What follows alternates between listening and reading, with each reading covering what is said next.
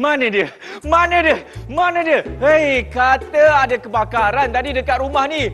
Ni tak ada apa-apa pun. Elok je rumah ni. Hai, ini dapat laporan palsu ni. Kita penat-penat lah punya datang dekat sini ingatkan ada kebakaran. Rupanya tak ada. Hai, kita kena buat laporan dekat cikgu kita ni. Kita telefon dia. Cikgu. Hai. Macam mana saya nak cakap ni cikgu? Kita dapat laporan palsu lah cikgu. Katanya ada kebakaran kat sini rupa-rupanya. Okey cikgu, tak ada apa-apa pun. Macam mana ni cikgu? Balik? Balik Okey. Alright, Assalamualaikum cikgu. Jadi macam mana? Kita baliklah. Siapa yang saya telefon tadi? Cikgu lah. Cikgu siapa? Jom, tengok profil guru hari ini. Aduh, datang tak ada apa-apa. Penat lah. Hai.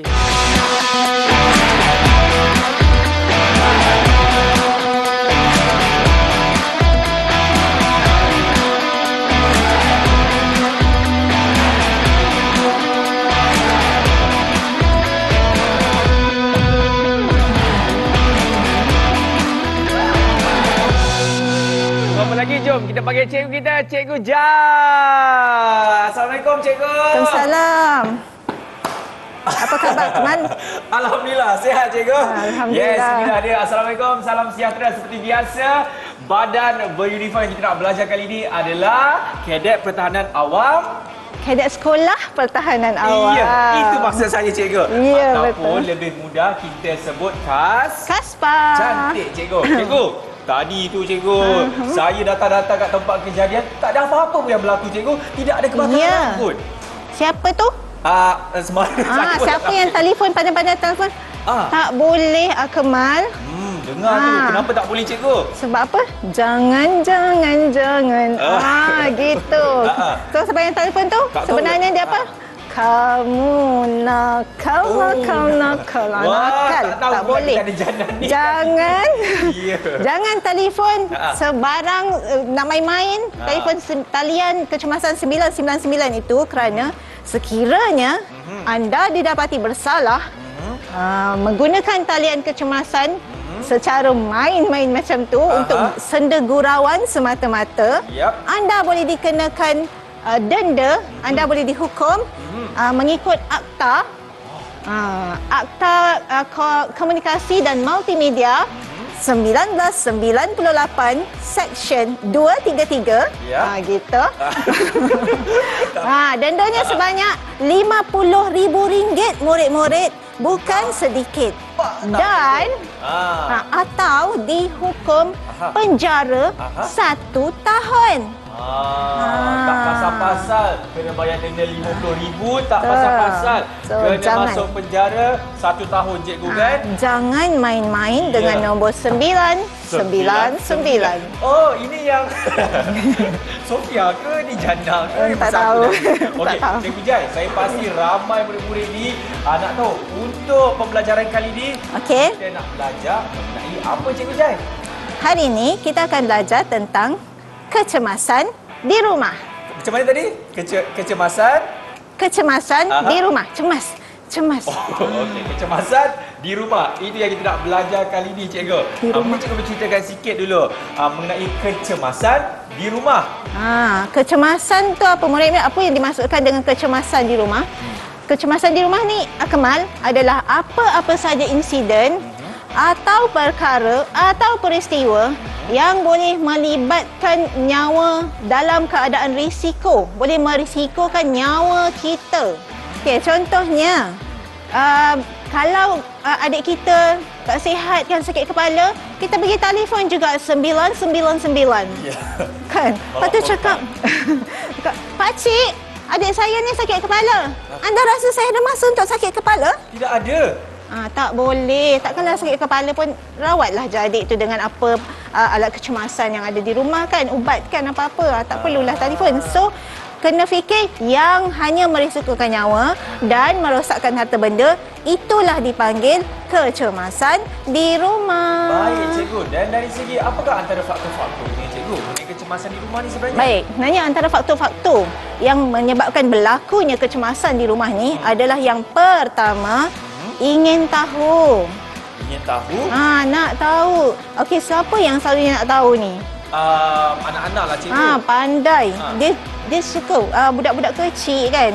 Bawah 14 tahun ni selalunya ada dua golongan yang sering berisiko berkaitan dengan keselamatan di rumah ni, iaitu yang pertama remaja dan kanak-kanak yang berumur 14 tahun ke bawah dan warga emas yang berumur 65 tahun ke atas. Okey. Bagi kanak-kanak macam itulah, dia nak tahu, dia explore semua sudut ruang kat rumah. Okey. Sebenarnya dalam rumah kita ni, setiap ruang itu adalah ada aspek yang berbahaya.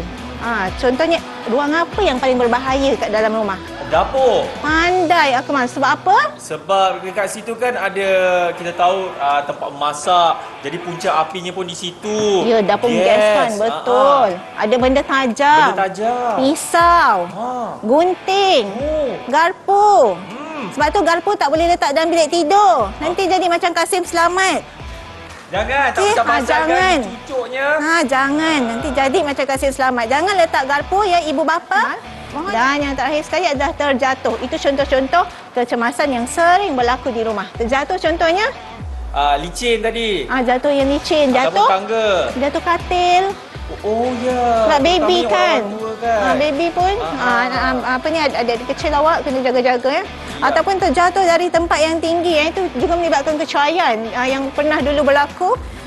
Kanak-kanak dia langsung tak rasa takut. Dia boleh jalan dekat tepi kalau flat tu kan. Dia jalan macam biasa je.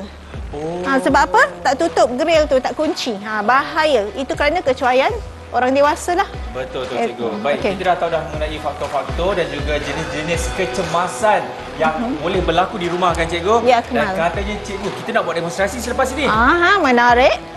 Dah tahu menarik ke? Macam mana rupanya? Kita nak berhenti dulu. Semuanya selepas ini dalam unit beruniform. Cikgu Jai.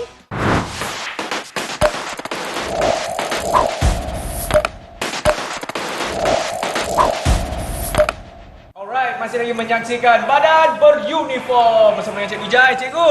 Ya, Kaspa, Kaspa, Kadet Sekolah Pertahanan Awam. Cantik, Cikgu. Demonstrasinya sebelum itu. Ya. Ramai murid-murid nak tahu juga apa antara peralatan-peralatan kecemasan yang patut ada dekat rumah. Cikgu Jai. Kita kena nak bagi tahu murid-murid. Yang murid-murid alat pemadam api. Ni alat pemadam api ni yang pertama kena dekat rumah. Mesti ada di rumah macam tak penting tapi sangat penting. Alat pemadam api kecil. Ya betul, pandai. Alat pemadam api kecil. Seterusnya cikgu. Yang kedua, peti kecemasan. Senang je. Ada dijual di farmasi. Ya, di mana? Farmasi. Wow, okey. Ada di farmasi ataupun di Watson ada rasanya. Saya pernah nampak. Jangan jadi sebut nama senang. kedai tu cikgu, dia tak sponsor kita. Maaf ya. Orang kata panggil contoh. Okey, yang ada adalah di farmasi-farmasi. Okey, kalau tak kat sini. Dan yang ketiga, kejap. Iaitu nama apa tu? Telefon. Kena ada telefon, penting. Telefon rumah ke, telefon bimbit ke, mesti ada. Tiga ni. Alat pemadam api telefon kecil. penting tu cikgu?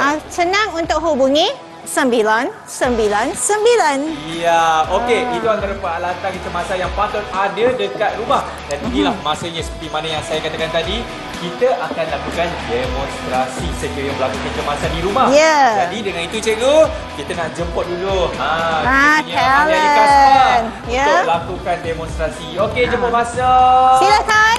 Alright. Ini dia. Dia datang khas dari mana kali ini? Ini daripada Malaysia cikgu. Malaysia, alhamdulillah. Lambai sikit. Alright. Okey. Cikgu. Yang kita nak buat adalah demonstrasi berkaitan dengan kemungkinan perkara-perkara yang sering berlaku di rumah. Okey. Yang pertama, lemas. Lemas. Selalunya melibatkan siapa tadi yang kita cerita? Bayi, kanak-kanak. Mungkin juga warga lemas. Lemas ni boleh berlaku kepada sesiapa sahaja. Di kolam renang, di tap mandi, dalam besen pun boleh. Mana-mana saja. Jadi macam mana cara kita nak bantu? Okey, silakan. Okey. Sekiranya kanak-kanak lah cikgu bayangkan kanak-kanak atau remaja ni baru sahaja lemas. Jadi pertama sekali kita kena pastikan keadaan sekiranya selamat. okey, ataupun kita kenali sebagai danger. Ya. Pastikan sekeliling mangsa selamat. Okey. Sekiranya mangsa berada di dalam air, pastikan juga keadaan di air itu selamat. Kena pastikan, contohnya kalau dulu di dalam kolam renang tu ada wire, kadang ada wire punya berlaku renjatan listrik dalam air, bahaya. Jadi kena keluarkan dulu. Sekitaran kita tu selamat cikgu. Keluarkan dulu wire tu tadi, tarik dulu, kemudian baru boleh tarik mangsa. Okey, ini penyelamat sedang mengenal pasti keadaan sekeliling dan sekarang ni dia sedang melihat respon. Okey. Untuk lihat, kena panggil tepuk kuat-kuat. Encik. Dek, adik. Macam ni kan. Untuk lihat sama ada mangsa dalam keadaan sedar atau tidak. Okey, baik. Kita kena telefon. Saya call. Okey, telefon. Cepat. Hello.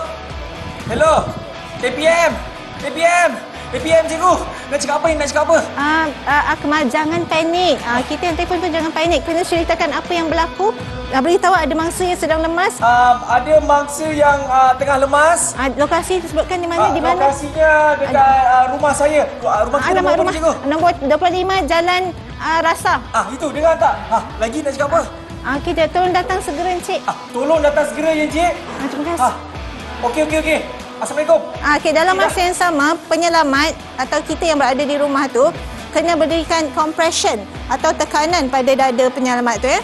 Dengan kadar 100, kiraan 100 untuk 120 minit.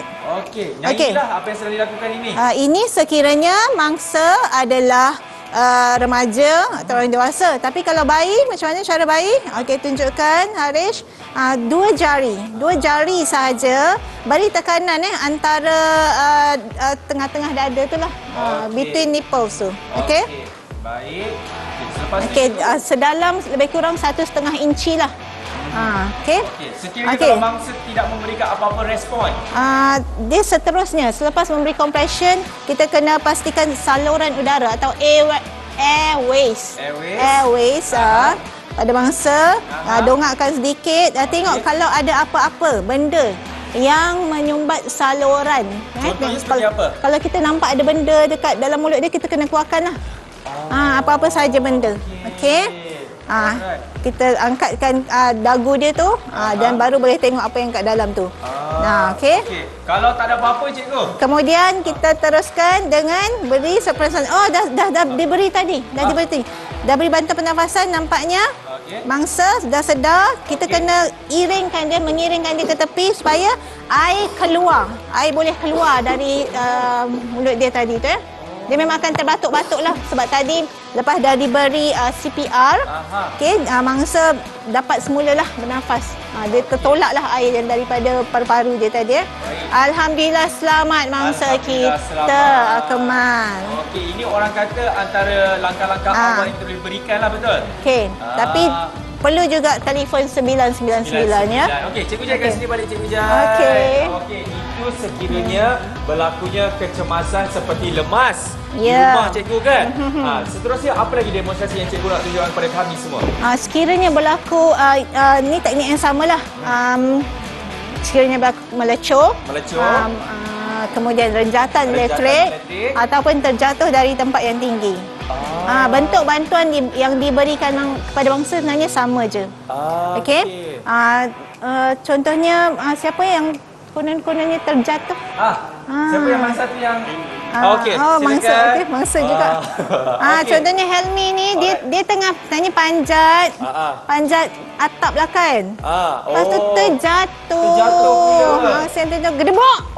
Terjatuh. Jadi sama juga pastikan yang danger tadi tak ada. Persekitaran mangsa ni selamat. Sebenarnya cikgu, apa saja bentuk-bentuk kecemasan yang berlaku dekat rumah, ada lagi satu perkara yang kita patut elakkan cikgu. Yang mana ini banyak remaja-remaja sering buat, cikgu nak tahu apa dia? Dia ambil telefon, dia rekod dulu, dia masuk dalam social media. Okey guys, sebab ada bocoran gas. Betul tak cikgu? Dia nak dapat berapa like kan tu kan? Okey guys, dapur rumah I terbakar. Jangan. Okey cikgu, kita dah tahu dah kan semua bentuk-bentuk kecemasan sering yang berlaku yang mana cikgu dah tunjukkan demonstrasi tadi, apa yang kita patut buat dan apa yang kita tak patut buat. Terima kasih banyak cikgu. Kita nak rehat dulu boleh cikgu? Berhentilah rehat. Kesian penat ni. Penat Okey. actor. Pada anda semua jangan ke mana, selepas ini kita akan kembali dalam Badan Bioinform Kaspa.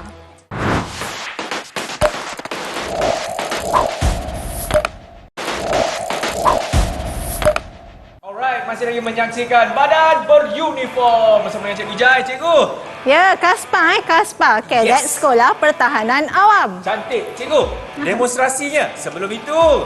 Ya. Ramai murid-murid nak tahu juga apa antara peralatan kecemasan yang patut ada dekat rumah. Cikgu Jai. Kita kena bagi tahu murid-murid. Yang murid-murid alat pemadam api. Ni alat pemadam api ni yang pertama kena ada dekat rumah. Mesti ada di rumah Yap.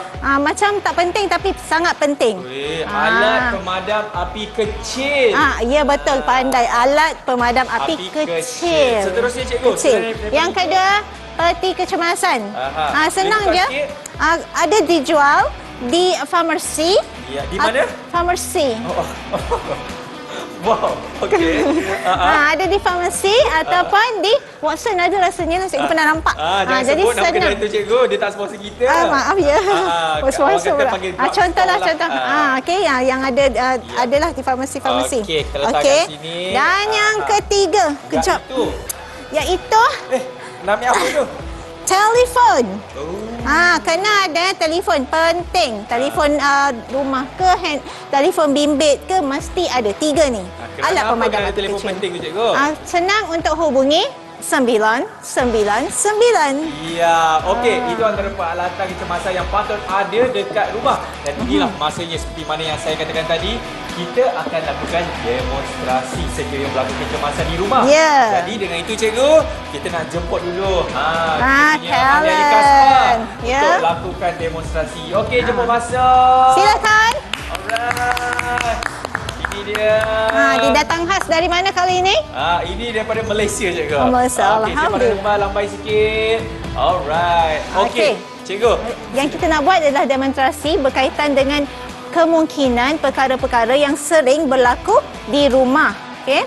Yang pertama, lemas. Lemas. Selalunya melibatkan siapa tadi yang kita cerita? Bayi, kanak-kanak. Mungkin juga warga lemas.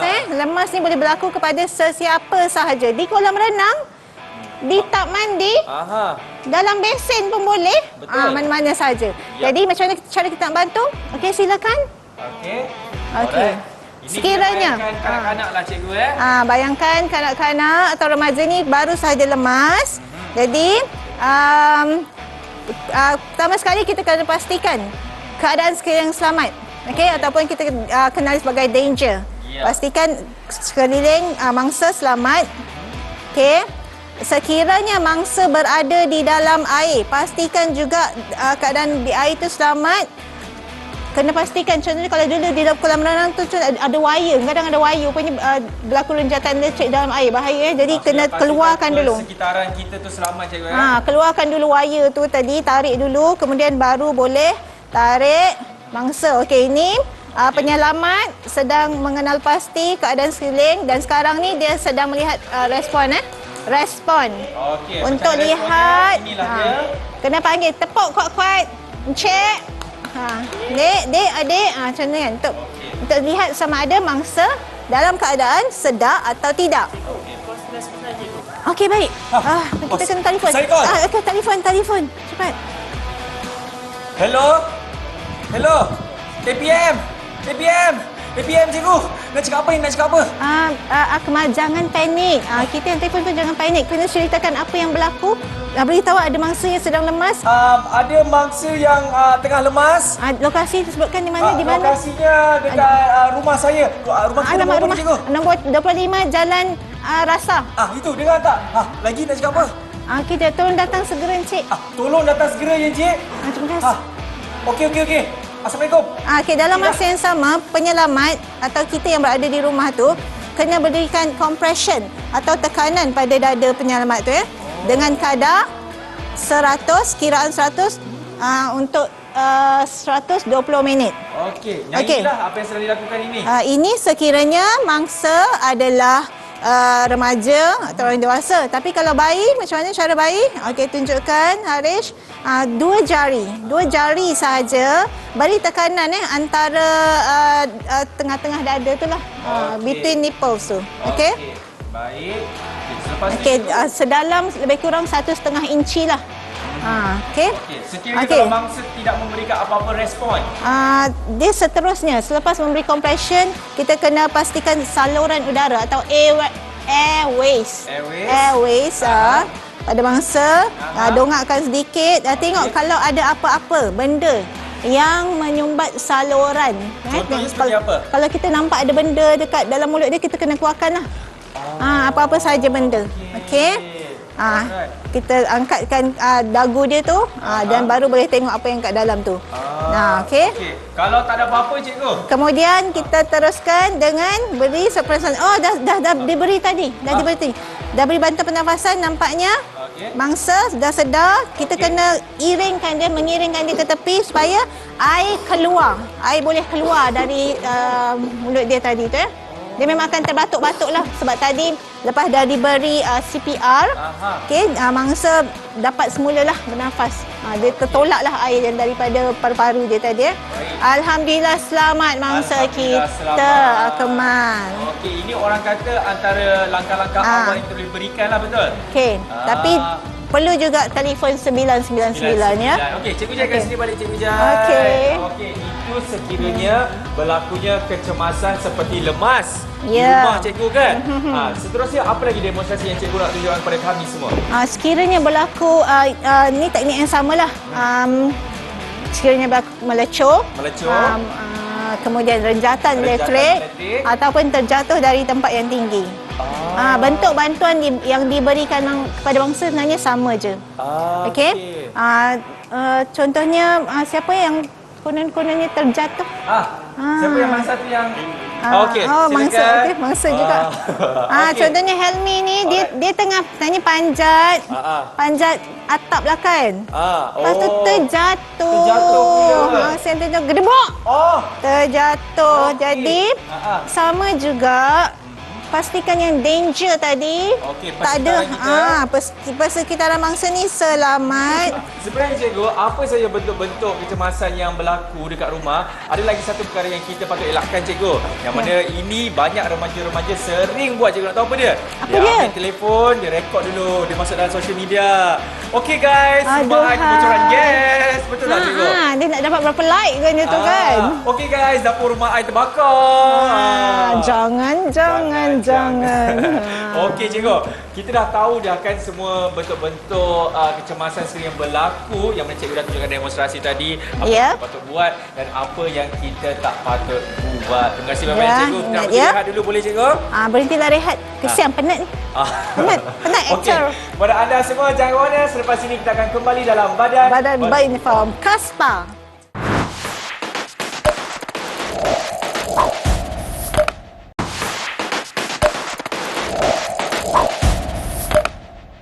Masih lagi menyaksikan Badan Beruniform bersama dengan Cikgu Jai. Cantik. Okey, Cikgu. Tadi kita dah tengok dah kan antara demonstrasinya kan. Tapi saya pelik. Ini selalunya kalau demonstrasi dah habis, mereka berdua pun akan keluar. Ini kenapa masih ada lagi dalam set kita ni Cikgu? Sebab belum habis lagi. Belum lagi. Ada satu yang cikgu nak tunjukkan kepada murid-murid jika berlakunya renjatan elektrik. Di rumah. Pernah cikgu dulu. Pernah kena? Macam mana? Dia macam bila kena kan? Dia macam tu cikgu. Sebenarnya cikgu pun pernah. Jadi macam mana kita nak buat? Jika berlaku renjatan elektrik di rumah, macam mana cara kita nak selamatkan mangsa? Okey. Baik. Boleh. Silakan. Ini hanya sekadar simulasi. Okey. Tak ada ni, tak sambung ke mana-mana. Alamak Akmal. Macam mana? Jadi bila berlaku macam ni, kita lihat rupanya Ada berlaku kelecoran di tangan mangsa. Okey. Jadi mula-mula kita kena pastikan matikan Swiss. Okey, yang pertama matikan Swiss. Matikan Swiss ya. Sebab kita kena selamatkan juga diri kita macam cikgu pernah cakap dulu. Okey, nak matikan Swiss. Selepas itu pastikan keadaan yang selamat. Okey, ini kita jauhkan cikgu kita dah jauhkan. InsyaAllah tak ada, dah mati dah. Okey. Lepas tu Okey, kita tenangkan mangsa dulu. Pastikan dia sedar. Kita lihat dia ada kelecoran di situ. Okey. Melecor di tangan. Alright. Okey. Kita tenangkan mangsa. Dan dapati ada kesan kelecoran di situ. Kita kena tanya pada mangsa apa yang berlaku. Okey. Supaya berlaku sedikit komunikasi. Jadi kita berikan rawatan awal kepada mangsa, iaitu menggunakan air. Apa-apa saja, adaptasi apa alat yang terdekatlah dengan kita kan. Cepat-cepat ambil. Terus tuangkan air pada tempat yang melecor tadi. Tuangkan air pada tempat yang melecor. Okey, setelah itu cikgu, setelah itu kita boleh hubungi 999. Okey, ataupun bawa mangsa terus ke hospital boleh. Okey, itulah dia. Okey. Terima kasih. Alhamdulillah. Semoga mangsa kita tu selamat sembuh dan selamat. Okey, terima kasih. Baik-baik ya, baik-baik. Okey, terima kasih. Wah, cikgu, saya rasa inilah antara salah satu kecemasan yang sering berlaku kat rumah, cikgu. Iaitu renjatan elektrik kan? Ya, betul. Kadang-kadang bila tangan kita basah lepas mandi, nak tutup water heater, cikgu. Dia pergi tutup, zoom. Tangan basah, betul. Pastikan kering kan. Sebenarnya. Itulah. Baik. Cikgu, sebenarnya kan, apa sebenarnya manfaat yang kita boleh dapat apabila kita belajar mengenai kecemasan di rumah? Betul. Kita kan kadang-kadang kita ingat kita dah berada di tempat yang paling selamat. Kemalangan boleh berlaku di mana-mana sahaja. Walaupun di rumah. Sebenarnya terutamanya di rumah lah. Kan? Jadi sebab tu kita kena tahu, kita kena belajar, kita kena ada ilmu tentang menyelamatkan diri atau mangsa bila berlaku apa-apa kecemasan di rumah ni. Betul. Jadi bila kita ada ilmu, kita akan lebih bersifat berhati-hati, berjaga-jaga. Dan bila berlaku sesuatu, kita tidak panik. Jangan panik. Okey, dan kita tahu macam mana nak menggunakan alat-alat yang ada di rumah untuk membantu mangsa ataupun apa-apalah yang berlaku kat rumah kan. Macam ni lah yang gunakan alat-alat yang ada ni kan, dan telefon. Sekiranya kita tahu tu juga, kita boleh membantu mengurangkan kadar kehilangan nyawa dan kadar kemalangan di rumah. Ya. Ingat murid-murid? Okey, ingat tu. Jadi cikgu, sebelum kita nak mengakhiri kita punya sesi pembelajaran, mungkin cikgu boleh recap balik apa yang kita belajar daripada awal sampailah sekarang ni, cikgu. Apa yang kita belajar sebenarnya tentang kecemasan di rumah. Semua orang, tak semestinya murid-murid sebenarnya boleh kongsi ilmu ini dengan sesiapa sahaja. Ibu bapa, adik beradik, supaya mereka tahu jika berlaku apa-apa kecemasan, mereka tahu macam mana nak pastikan diri semua orang dalam keadaan yang selamat. Kena praktikkan, jangan cuai, sentiasa berjaga-jaga. Pastikan semua benda atau barang di rumah dalam keadaan yang selamat. Betul. Dari atap sampai ke lantai. Pantun ke tu? Tak ada pun. Jangan pembayang dah maksud. Okey, baik. Apa-apa ingat, malang tidak berbau. Cantik, cikgu. Baiklah, terima kasih pada anda semua yang telah setia bersama dengan kami selama setengah jam ni. Kalau nak tahu apa lagi yang Cikgu Jai akan kongsikan dalam badan Berhenti Fokus Pak, InsyaAllah pada hari Rabu dan juga Khamis pada pukul berapa, Cikgu? 1:30.